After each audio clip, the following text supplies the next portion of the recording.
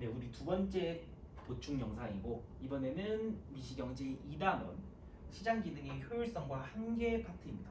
자, 이 파트는 우리가 그냥 시장 기능의 효율성과 한계라는 제목을 달고는 있지만 그냥 거래 관련한 것을 전부 다 살펴본다라고 생각을 하시면 돼요. 자, 이때 이러한 문제가 나올 수 있고 이러한 문제가 뭐냐? 표로 생산자의 최소 요구 금액과 소비자의 최대 지불 용의 금액을 제시를 하고 야 이런 상황이야. 이랬을 때 너네가 한번 거래량 구해보겠니? 균형 가격 구해보겠니?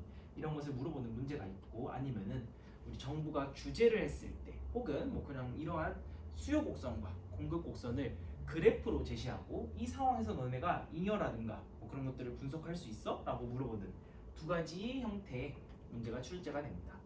자, 첫 번째 문제부터 볼 건데 우리 첫 번째 문제를 보면은 학생들이 많이 당황을 해요. 이걸 도대체 어떻게 풀란 얘기야? 어떻게 풀란 얘기야? 그렇지만 우리는 항상 정의로 되돌아가야 돼요. 정의로. 무슨 상황을 맞닥뜨렸을 때, 모르는 문제를 봤을 때 우리가 해야 되는 것은 무엇이냐? 바로 정의로 되돌아가는 건데 이 문제를 정의로 되돌아가서 물론 풀 수 있습니다. 정의로 되돌아가서 풀지 못하는 문제는 이 세상에 없어요. 없는데 지금 이 문제를 만약에 그렇게 푼다라고 하면은 우리 균형의 정의가 뭔데? 우리 균형의 정의만 하나 정리를 하고 갑시다. 자, 균형이 뭐지? 수업 시간에 한 3번 말했죠. 뭐라고 했느냐? 균형이라는 것은 그렇지. 이제는 나와야 돼요. 수요량과 공급량이 같은 것을 우리가 균형이라고 한다. 그러면은 수요량과 공급량이 어떻게 정해지는데요? 어떻게 정해지지? 우리 가격이라는 게 주어지면은 생산자의 최소 요구 금액이 주어졌을 때 최소 요구 금액이 뭔데요? 최소 요구 금액은 우리 뭐라고 내가 수업 시간에 설명을 했었냐면은 그냥 생산비라고 생각을 하면 돼요. 내가 물건 만드는데 150원 들었어. 150원 들었으니까 나는 최소한 150원은 받아야지 내가 이 물건 팔겠다고. 반대로 소비자가 내가 이 물건에 최대한 지불할 용의가 있는 금액은 뭐라고 생각하면 되느냐? 만족감이라고 생각을 하시면 됩니다. 왜? 내가 예를 들어서 최대 지불 용의 금액이 600원이야. 내가 이 물건에 최대한 쓸 수 있는 돈은 600원이에요. 라는 소리가 왜 나왔느냐? 내가 이 물건 샀을 때 얻는 만족감이 600원이었기 때문에 그렇다고. 그러니까 생산비와 만족감 이러한 정보를 가지고 우리 그래프 그렸었던 거 기억나? 리드인 책에서? 그쵸? 만약에 가격이 200원이면은 갑은 물건을 팔 것이고 을도 물건을 팔겠죠. 얘네 둘은 판다. 소비자는 얘 사고, A 사고, B 사고, C 사고, D 사고. 그러면 수요량은 4고 공급량은 2가 되니까 균형 가격이 아니네. 이런 식으로 가격을 하나하나 찾아 나갈 수가 있어요.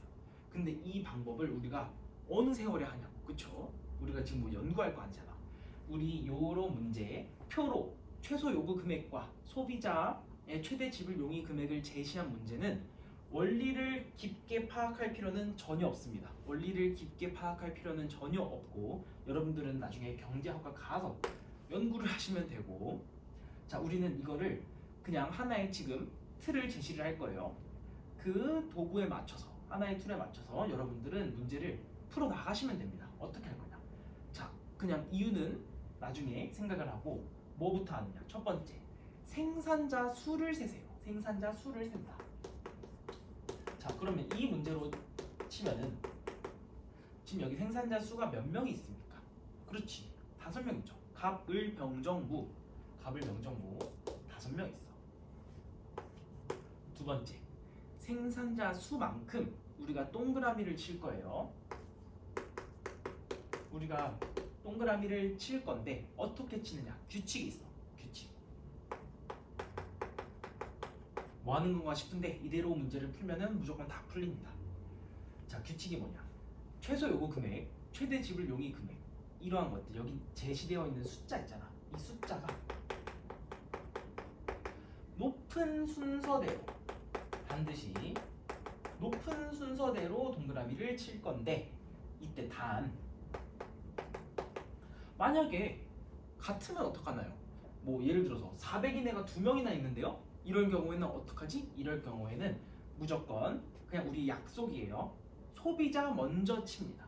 소비자 먼저. 만약에 같은 금액이 있을 때는 소비자 먼저 동그라미를 치는 거야. 자, 그럼 여기서 5번 동그라미 쳐야 되는데 파란색으로 같이 해보자. 자, 가장 먼저 여기서 가장 큰 숫자가 뭐죠? 600이지. 그럼 누구 동그라미 쳐야 돼? 그렇지, 얘. 두 번째는 얘가 더 크죠? 누가? 세 번째는 400이 두 개네. 400이 두 개일 때는 우리 누구 먼저 친다고? 그렇지, 소비자 먼저 치는 거예요. 그 다음에는 400. 마지막 동그라미인데 또 똑같아. 300, 300 똑같죠? 이럴 경우에는 뭐 먼저 친다? 그렇지, 소비자 먼저. 하면은 여기까지 하면은 2번 작업이 끝난 거예요. 자, 그러면 3번. 우리가 이런 문제에서 뭘 파악해야 되는데, 이런 문제에서는 균형 거래량과 균형 가격을 파악해야 되는데, 균형 거래량이 훨씬 더 쉬워. 자, 봐봐. 소비자에 쳐져 있는 동그라미 개수가 있을 거란 말이지. 소비자에 동그라미 개수가 있을 거라고. 소비자의 동그라미 개수가 몇 개예요? 지금은 3개. 바로 이게 균형 거래량이 됩니다. 반드시 그래요. 원리는 어렵습니다. 원리는 어려운데 여러분들은 그냥 이거를 따라만 하시면 됩니다. 따라만 하시면. 자, 4번. 그럼 우리 균형 거래량은 쉽게 파악했네. 그럼 균형 가격은 어떻게 되나요? 균형 가격은 동그라미 중에 가장 작은 숫자가 있을 거란 말이지. 동그라미 중 가장 작은 수가 분명히 있다. 우리가 마지막에 동그라미 친 숫자야. 마지막에 동그라미 친 숫자. 가장 작은 수. 그리고 동그라미 안 친 게 있어요. 편의상 내가 이거를 그냥 X라고 해둘게. 동그라미 안 친 숫자는 그럼 뭐가 있겠어? 300, 200, 150, 200, 100 이렇게 있단 말이야. X 중에 가장 큰 수가 있단 말이지. 지금은 뭐예요? 우리가 얘랑 얘 중에 뭘 칠까 고민했잖아. 그러니까 당연히 동그라미가 안 쳐진 숫자 중에 가장 큰 수는 300이겠죠. 동그라미 중 가장 작은 수도 300이겠고. 자, 이때 균형 가격은 반드시 이 두 숫자 사이에 있어야 됩니다. 만약에 똑같으면요? 똑같으면은 그냥 이 숫자가, 예를 들어 지금은 300이죠? 이 숫자가 균형 가격이 됩니다. 우리 소비자 중 동그라미 개수가 3개가 균형 거래량이 되고, 만약 이 두 사이에 있는 범위가 균형 가격의 범위가 됩니다. 지금은 300으로 딱 정해져 있지. 봅시다. 기억. 균형 가격은 300원입니다. 균형 거래량은 3개입니다. 왜? 소비자의 동그라미가 3개 쳐져 있으니까. 그러면 우리 어차피 답은 5번이네요. 디귿. 가격이 만약에 200원일 때, 그럼 가격이 200원일 때를 생각을 해보자. 우리 아까 따졌었지, 그쵸? 가격이 200원일 때 만족감이 600원이내는 구매를 당연히 할 것이고, 400원이내도 300원이내도 200원이내도 구매를 할 것이다. 뭐 남는 게 없지만 산다고 치는 거다. 반대로 생산자는 150원, 얘는 당연히 팔아서 50원 남겨야 되겠죠. 200원, 두 명이 판매한다. 자, 이때 거래량은 초과 수요 발생하게 되는데, 이때 거래량은 2개. 왜? 생산자, 팔겠다는 사람이 2명밖에 없어요. 억지로 내가 팔 수는 없어. 그렇다면은 사지 못한 사람, 우리 수요량에서 공급량을 뺀 요 개념에 해당하는 초과 수요가 몇 개 발생합니까? 그렇지, 2개 발생합니다. 디귿 정답. 마지막 1, 균형 가격으로 거래될 때. 그런 말은 무슨 말? 균형 가격이 300원이니까 300원으로 거래된다면은 소비자 잉여가 생산자 잉여보다 크다. 소비자 잉여 한번 구해볼까요? 소비자 잉여는, 자, 얘는 물건 사서 얼마만큼을 순수하게 남겼습니까? 그렇지, 300원 남겼지. B는요 100원. 그럼 소비자 잉여는 총 얼마야? 400원이죠. 생산자 잉여는 지금 얘네들이 물건을 판 거야. 가불병 쳐져 있지 않은 애들이 물건을 판 거예요. 이거 살짝 헷갈릴 수 있어. 생산자는 3개 요렇게 생각을 하시면 됩니다. 자, 값은 얼마가 남았습니까? 생산비가 150원. 낮은 애들부터 파니까 얘는 얼마가 남나요? 그렇지, 150 남았지. 얘는 100 남았네.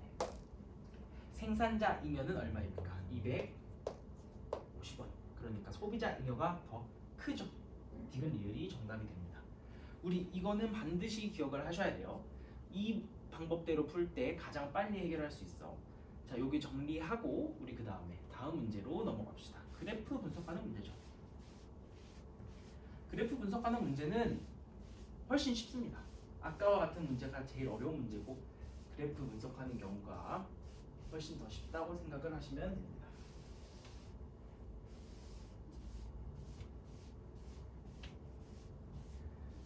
자, 문제 한번 보죠. 제시된 그래프는 정부의 가격 규제를 나타낸 것이다. 그러면 정부가 어떠한 규제를 했을 때 두 가지의 규제가 있을 수 있어요. 첫 번째, 옆에 정리를 같이 해볼게요. 첫 번째, 지금 가격이 너무 높아. 지금 너무 비싸. 너무 지금 높은 가격에 거래가 되고 있어. 그러니까 너네 가격 낮춰. 가격 낮춰. 이 가격보다는 비싸게 못 팔아. 라고 해서 가격을 떨어뜨리는 규제가 있단 말이야. 이걸 뭐라고 하느냐? 헷갈리면 안 돼요. 가격을 낮게 만드는 규제를 우리가 두 가지 이름으로 부르는데, 첫 번째, 최고 가격을 설정한다. 최고 가격제라고 합니다. 최고 가격을 설정을 하는 거야. 너네 이 가격이 너네가 받을 수 있는 최고 가격이야 라고 설정한다. 두 번째는 가격의 상한 맥시멈을 설정한다. 가격 상한을 설정하는 제도, 가격 상한제라고 말합니다. 두 번째는 뭘까? 그렇지, 지금 너무 싸. 예를 들어서 최저임금제가 그렇습니다. 지금 임금 너네 뭐 6,000원에 일하겠다고 말하는 사람들 많은데, 야, 그 돈 갖고는 지금 못 살아 라고. 지금 가격이 너무 싸다. 그러니까 너네 가격을 좀 더 올려. 무조건 올려. 가격을 더 올려. 이렇게 하는 제도가 있고, 우리 이런 경우는 최저임금제라는 말에서도 알 수 있듯이, 우리 임금이 뭐야? 임금이 가격이에요. 노동의 가격이 임금이야. 생산 요소 시장에서 결정되는. 자, 지금 너무 싸요. 가격을 올릴 거야. 그러니까 너네 이 가격이 최저야. 이 가격 이하로는 못 팔아 하는 최저 가격제라고 부르기도 하고, 같은 말이에요. 반대로 가격의 미니멈을 설정하는, 가격의 하한을 설정하는 제도, 가격 하한제가 있겠다. 자, 이때 주의. 가격 상한제 또는 최고 가격제가 정부가 말했을 때 사람들이 그 말을 듣고 뭔가가 상황이 바뀌는 것을, 이때 상황이 바뀌는 것을 우리가 실효성이 있다고 그래요. 실효성을 체크를 하셔야 돼요. 자, 실효성이 있기 위한 조건이 있어요. 자, 지금 만약에 지금 가격이 뭐 너무 비싸다고 하니까 1억이라고 칩시다. 1억이야. 자, 이때 정부가 딱 나서가지고 자신있게 얘기를 해. 너네 2억보다 비싸게 팔면 나한테 죽어 라고 얘기를 합니다. 지금 1억인데 2억보다 비싸게 팔면 안 돼. 그러면은 이 말을 듣고 사람들이 뭐라고 생각합니까? 그냥 무시를 하지. 그쵸? 뭘 말을 들어. 어차피 내가 지금 1억에 팔고 1억에 사고 있는데 정부 말을 들을 이유가 없잖아. 그러기 때문에 지금 너무 비싸. 그러니까 얼마보다 비싸게 팔지 마 라는 것은, 지금 1억인 물건을 5천만 원보다 비싸게 팔면 안 돼라고 말을 해야 하듯이, 현재 가격이, 지금 균형 가격이 정부가 설정한 규제 가격보다 어때야 합니까? 더 높아요. 그러니까 규제 가격이 더 낮아야 돼. 그래야지 사람들이 말을 듣는다. 반대로 지금 너무 싸다라는 것은, 그렇지, 뭐 예를 들어서 5만 원에 팔리고 있는 것을, 야, 너무 싸니까 너네 10,000원 이상으로 팔아 라고 하면은 아무 말도 듣지 않는다고. 자, 이때는 실효성이 있기 위해서 어떠한 조건을 갖춰야 됩니까? 그렇지, 정부가 규제하는 가격이 이 경우는 더 커야 되겠죠. 그래야지 사람들이 말을 듣고 균형 가격을 여기다가 맞추겠지. 이해가 되셨죠? 자, 그럼 이 경우는 뭡니까? 규제 가격이 현재 균형 가격 P0보다 더 높은 경우, 이 경우는 어디에 해당한다? 균형 가격이 규제 가격보다 더 낮으니까 최저 가격제에 해당이 되겠구나. 그러면 이때 P1보다 너네 싸게는 못 팔아라고 하니까 가격이 얼마가 됩니까? 그렇지, P1으로 딱 정해진 거야. 가격이 지금 P1으로 고정이 됐어. 자, 이럴 때 팔겠다고 하는 사람 먼저 봅시다. 팔겠다고 하는 사람은 많아요. Q2야. Q2까지는 팔겠다고 합니다. 근데 사겠다고 하는 사람은 어딨지? 그렇지. 가격이 너무 비싸서 나는 이제 더 이상 많이 사고 싶지 않아요. Q1에 있단 말이지. 자, 그렇다면 우리 이만큼 초과한 부분을 뭐라고 부릅니까? 공급이 더 많다. 그렇지. 초과 공급이라는 말을 씁니다. 초과 공급. 자, 이때 실제 거래는 Q2까지 일어납니까? 아니면 Q1까지 일어납니까? 사람들이 지금 팔겠다고 한 사람 많고 사겠다고 한 사람 없어. 억지로 사게 할 수 없어요. 억지로 팔게 할 수도 없고 실제 거래는 Q1까지 일어난다. Q1까지 P1의 가격으로 일어납니다. 자, 이때 우리가 학습지에서도 많이 봤지만 잉여 같은 것을 어떻게 판단하느냐? 가격선 빨간색으로 그었죠. 이제 가격선과 소비자 잉여는 수요 곡선 사이의 넓이 파란색으로 체크한 요만큼 소비자 잉여가 될 것이고 또 가격선 빨간색과 공급 곡선은 흰색으로 표시할게요. 흰색 요 선 공급 곡선 사이의 넓이 그러니까 요만큼 생산자 잉여가 되겠죠. 자, 요 정도 분석을 하실 수 있으면 됩니다. 자, 1번 정책 시행 후 거래량은 증가할 수가 없습니다. 모든 정책을 시행할 때 최저가격제든 최고가격제든 두 정책을 시행해서 거래량을 많이 늘릴 수는 없어. 반드시 감소합니다. Q0에서 Q1으로 감소하였죠. 2번 정책 시행 전 생산자 잉여는 우리 정책 시행 전에는 P0, Q0에서 거래가 됐겠죠. 그렇단 말은 가격은 P0이고 흰색으로 그을게 전에는 전 가격은 P0이고 전 수요 곡선 이렇게 생겼으니까 A보다 더 크겠죠. A가 맞다. 이거는 정책 시행 후로 고쳐야지 틀린 말이 된다. 맞는 말이 된다. 3번 정책 시행 후 소비자 잉여는 B이다. 애초에 이거 생산자 잉여 소비자 잉여로 바뀌었었네요. 정책 시행 후가 아니라 정책 시행 후 생산자 잉여가 B가 되겠지. B가 여기까지 지금 그림 잘 안 보이는데 정책 시행 전 생산자 잉여가 B가 되겠죠. 말이 바뀌었어요. A는 뭐야? 그러면 A는 여기까지 쳐졌습니다. 후 소비자 잉여 후소 여기는 전생이 되겠다. 4번 정책 시행 후 Q1, Q0만큼의 초과 공급이 발생한다. 우리 초과 공급 여기다 표시해놨네. Q1, Q2가 되네요. 5번이 정답이겠지. 5번 정책 시행 전 사회적 잉여가 극대화되는 가격은 P0이다. 맞는 말입니다. 우리 이거를 하나의 구문처럼 기억을 하세요. 사회적 잉여가 극대화된다. 사회적 잉여가 극대화된다라는 말은 무슨 말이냐? 균형이라는 말입니다. 이거를 어디서 배웠느냐? 우리 계속 수업 시간에 하기도 했고 시장 가격 기구가 효율성을 달성할 수 있다라고 하죠. 그 말이 이 말이에요. 사회적 잉여가 극대화된다. 가진 것 대비 뭔가를 제일 크게 만드는 것, 극대화시키는 것. 그러니까 효율성과 관련이 있지. 언제 효율성이 달성된다? 시장 균형에서. 요 5번은 중요하니까 따로 기억을 해두시면 되겠습니다.